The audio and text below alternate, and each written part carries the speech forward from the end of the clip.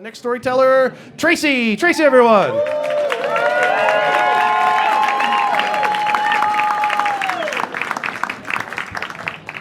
Been spending all night going, oh, I don't want to go after that guy. Not after that guy. I worked at Bear Stearns, which was an investment bank back when it was not bankrupt. And I worked in the research department because they needed somebody that was good with words, which I am. I'm horrible with math, but I'm great with words. And I sat for taking the Series 7 and the Series 63, which is compared to the bar. I mean, sure, lawyers would disagree with me on that. And I failed by 1 point, which I didn't need to know that. I would have preferred to fail by 70 points. But I failed by 1 point. And the big boss guy called me in and he said, listen, there's still a chance if you work really hard, we can still get you down on the trading desk. So here's how it worked, at least when I was there. The guys in the research were in high school probably the AV team and the chess club guys. And the guys in the trading desk were like Calvin Klein model guys. So I was like, I gotta get down there into the trading desk. I'll do whatever it takes. And they're like, listen, you need to really prove yourself. So I started getting up early. I got up earlier. I learned all about Hong Kong gold closing. I mean, I was in it. But unfortunately, it happened to be probably the worst summer of my life because I failed the Series 7 by 1 point, which everybody knew about. And then my boyfriend and I kind of broke up in a really yucky situation. And then I get all these horrible pimples and I go to a facialist person and she says, with that stress, what you need to do is you need to de-stress.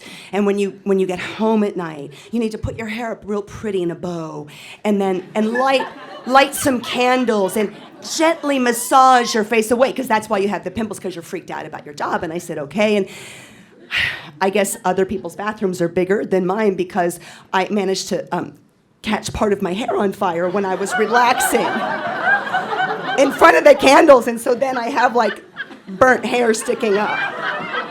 But I'm in the game. I'm gonna do this, and so I have this roommate, and I find out that the roommate is stealing from me, and so then I'm like, okay, I don't know, 20 something, and I go, okay, you have to get out right now. You have 1 hour to pack your bags. No, you have no time to pack your bags because you'll take my stuff, so you have to leave right now. And then I called his friend and I'm like, I did it. And she goes, well, don't forget to change the locks. And I'm like, oh, crap, I got to change the locks. So there's a 24-hour locksmith place. And I go downstairs and the guy goes, listen, for an extra $50, we'll install it for you. And I'm like, it's a screwdriver. It's a lock. I work on a trading desk. I mean, how hard could that be? And so, it's really hard. And so I call my future boss and I go, listen, I'm running a little late today. I had a security problem in my building. I try to sound really cool, And then what happens is if you screw it the wrong way, what you do is you lock yourself in.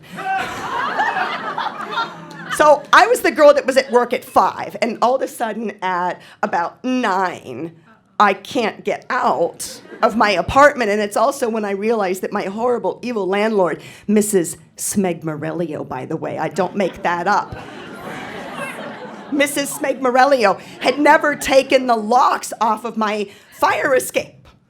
So I can't get out, right? So then I have to call them and say, listen, I know you don't want to trust your money with me, and I have hair sticking up that I caught on fire, and I can't get out of my apartment to come into work today, so thanks anyway. And then I go to a hairdresser to try to fix the burnt hair. And she says, listen, everybody's apartments are bigger. You live in Brooklyn, you probably have a small sink. Here's what you need to do. You need to take a bath, and you need to move your candles far away from your hair and relax. And so I'm relaxing in my bathtub, and then the ceiling falls in. So then I have to call and go, my ceiling fell in, and I'm not locked in my apartment, but I have to wait for the ceiling guy to come back in. And so everything is going horribly. And then finally, and it takes a long time, by the way, if you burn off hair, it takes a really long time to grow back. I think it's just frightened, And so I go down, and the big guy calls me into his office after this really long summer, and he calls me in, and he goes, here's the deal, kid. We're putting you on the desk. And I'm so shocked that I burst into spontaneous tears, which is the worst thing you can do because I'm trying to work with 300 handsome men, and I'm bawling, and it's not even like pretty dramatic tears. It's like the one where your nose gets all red and there's snot coming out everywhere. And he goes, I thought this is what you wanted. And I said, I thought I was really smart, but I managed to burn my hair off and trying to relax. And I locked myself in my apartment, and my boyfriend broke up with me, and it's horrible. The doorman lied about me. And I'm like, don't trust your money with me. I mean, I'm not in a good place. I'm really angry about men right now in particular. So he looks at me and he goes, if you were on vacation right now, where would you be? And I don't know why, but I said, a kayak.